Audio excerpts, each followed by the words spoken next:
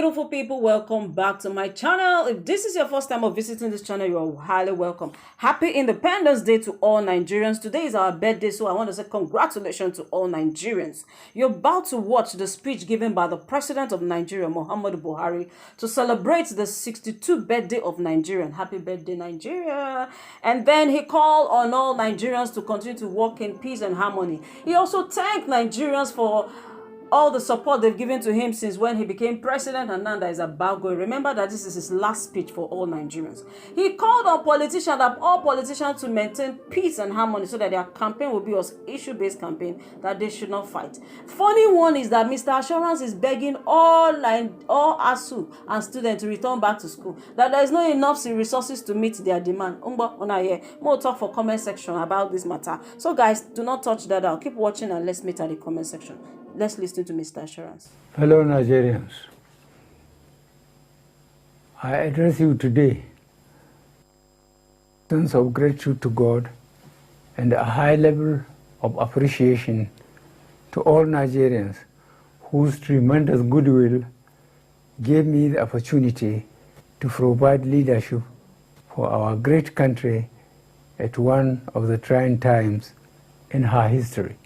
Conscious that today's address would be my last on an Independence Day as your president, I speak to the millions of Nigerians who believed in me, propelled and stood by me in my quest to bequeath a country where all citizens have equal opportunities to achieve their life's desires in a peaceful atmosphere.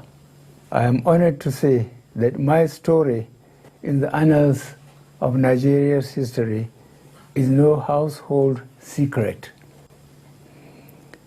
My various attempts, failures, and eventual success in being elected president in 2015 was made possible by the majority of Nigerians. When you elected me, I readily acknowledge that the tasks before me were daunting but surmountable because of the growing national consensus that our chosen route to national development was democracy. This democracy was to be anchored on a clear understanding, application, and the principle of powers supported by a reformed public service that is more effective. I then pledged to improve the economy, tackle corruption, and fight insecurity. And this was further strengthened by my commitment to lift 100 million Nigerians out of poverty in 10 years as the central plank of my second term in 2019. To the glory of God and His grace, as well as the commitment and passion displayed by many Nigerian supporters, we have made appreciable progress in these areas, but not yet at our destination. Mindful of the task before us, we took some time in settling down and we repositioned the economy. Strategic interventions in core areas at both the federal and sub-national levels. One of the areas where we have made significant progress is in the eradication of deeply entrenched corruption that permeates all facets of our national government. We strengthened the institutions for tackling corruption and also cultivated international support, which aided the repatriation of huge sums of money illegally kept outside the country. The of prosecutions and convictions with associated refunds of large sums of money is still ongoing. Furthermore, we will continue to block opportunities that encourage corrupt practices. In order to address insecurity, We worked methodically in reducing insurgency in the northeast, militancy in the Niger Delta, religious tensions in some sections of Nigeria, along with other problems threatening our country. Our efforts in resetting the economy manifested in Nigeria exiting 2 economic recessions by the very practical and realistic monetary and fiscal measures to ensure effective public financial management. In addition, the effective implementation of the Treasury account and cutting down on the cost of governance also facilitated early exits from recessions. Fellow Nigerians, the administration removed several decades' uncertainty for potential investors in the oil and gas sector with the first of the sector. Our administration has given desired priority to the agricultural sector through a series of incentives to micro, small, and medium-scale enterprises that resulted in creating millions of jobs. Leading this initiative, the Central Bank of Nigeria's intervention in a number, as well as the Anchor Borrowers Program, had created the required leverages for Nigerians towards self-sufficiency in food and the necessary attraction for farming as a business. The growing contribution of non-oil exports, especially in agriculture, information and communication technology, as well as the performing arts to our national economy, will enhance our foreign exchange earning. We are confronting current economic challenges such as debt burden, growing inflation, living standards, and increasing unemployment accentuated by our growing youthful population. These problems are globally induced, and we would continue to ensure that their negative effects are addressed in our policies. This administration will continue to ensure that our are supported by a robust and contemporary monetary policy that recognizes our peculiarities in the midst of the growing global economic difficulties. This is evidenced by the recent Monetary Policy Committee decision to maintain all parameters, especially interest rates, and marginally increase the monetary policy rate from 14% to 15.5%, cash reserve ratio from 27.5% to 32.5%. It is correct that this will further insulate our economy from overexposure to uncertainties at the international market by restraining growth in core inflation. As we continue to de-escalate the security challenges that confronted us, exception of this administration, newer forms alien to our country began to manifest, especially in the areas of kidnappings, molestation, killings of innocent citizens, banditry, all of which are being addressed by our security forces. I share the pains Nigerians are going through, and I assure you that your resilience and patience will not, as this administration continues to reposition as well as strengthen the security agencies to enable them to deal with all forms of security challenges.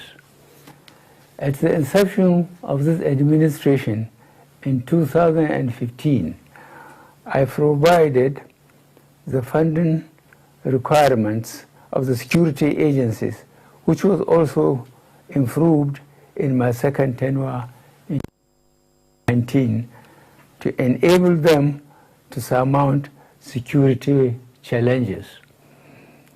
We will continue on this path until our efforts yield the desired results. As we put in place all measures to ensure that Nigeria takes her place in the Committee of Nations, we recognize the importance of a well-educated populace as a panacea to most of the challenges we face. We have therefore and implemented programs designed to create a literate and proficient society that ensure that citizens are availed with opportunities for lifelong achievements. I must confess that I am very pained by the recurrent disruption to our tertiary education system, and I am using this Independence Day celebration to reiterate my call for the striking academic staff union of universities to return to the classroom, assuring them to deal with their contending issues within the limits of the scarce resources available. This administration has made appreciable progress in redressing these issues that have been lingering for over 11 years.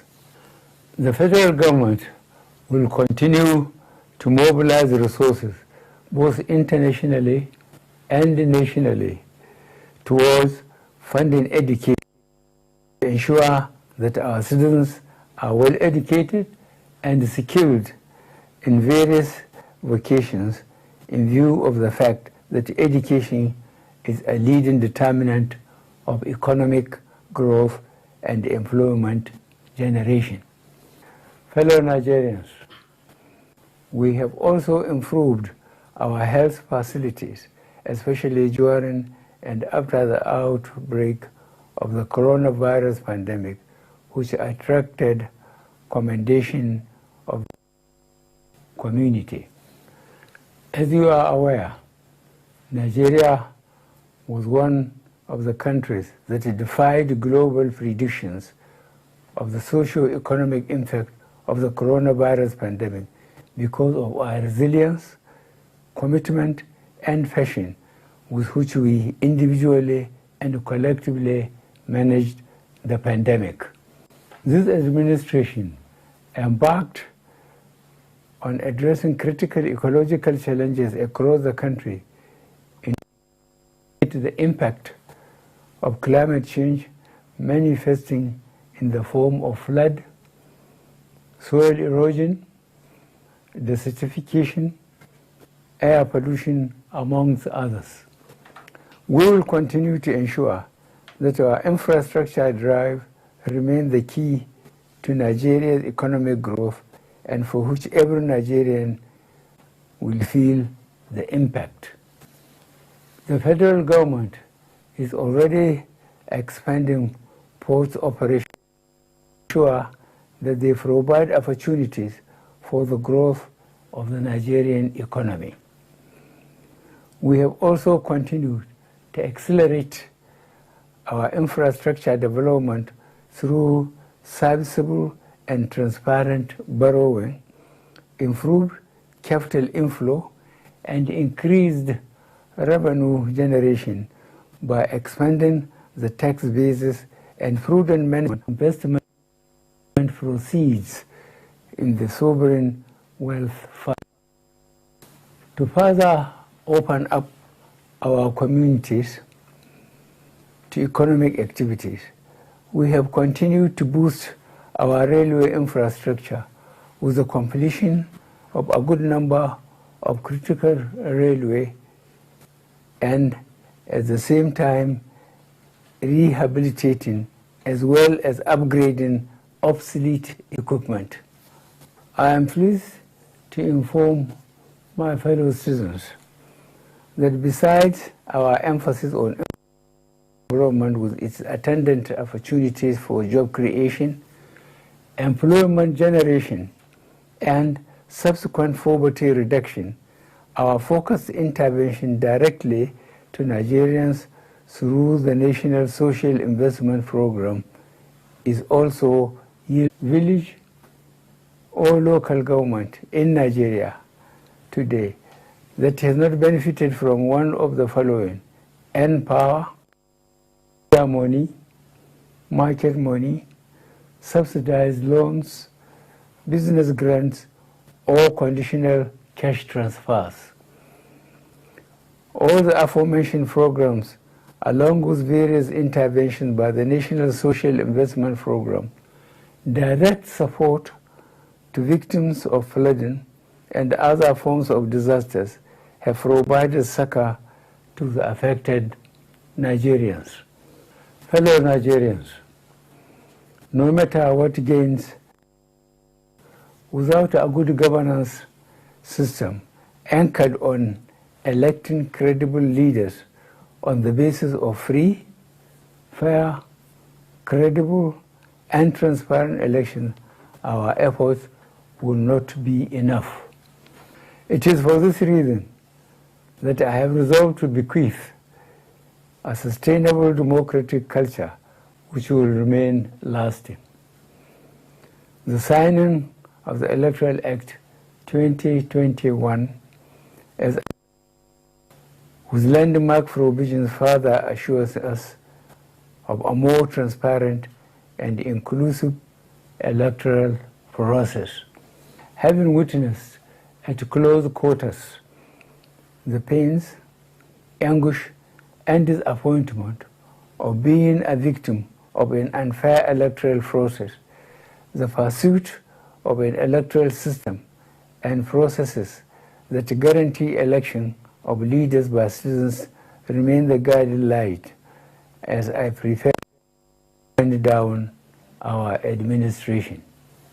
You would all agree that the recent elections in the first 2 years in some states, notably Anambra, Ekiti, and Osun, and a few federal constituencies, have shown a high degree of credibility, transparency, and freedom of choice, with the people votes actually counting.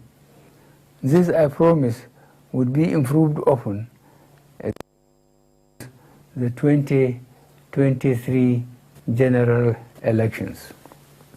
As we begin the transition process to another democratically elected government, I want to implore all aspirants to conduct issue-based campaigns devoid of hate speeches, as well as other negative and divisive tendencies. I also want to express my wish that we see more female and youth participation in the forthcoming electoral cycle. I am sure that our teeming and energetic youth now realize that violence generally mar elections, and so should desist from being used by politicians for this purpose. Reforms in the public sector are already yielding results, especially in the delivery of services. On this note, I urge the general public for citizen-centered services from the relevant authorities. On the international front, we have continued to take advantage of our bilateral and multilateral platforms to explore cooperation with friendly countries and partners whenever these areas of cooperation are to the advantage of Nigeria. Fellow Nigerians, we have witnessed and overcome a good number of challenges that would ordinarily have destroyed our nation. However, the indefatigable spirit of the Nigerian people has ensured that we overcome our challenges. It is in this spirit that I call on all of us to individually and collectively bring to the fore with all our development issues. I was called to serve along with my team. I saw an opportunity to create a better Nigeria, which we have done with the support of Nigerians. Almighty God and the good people of Nigeria supported us in laying a solid foundation for the Nigeria of our dreams. I thank you all, and God bless the Federal Republic of Nigeria.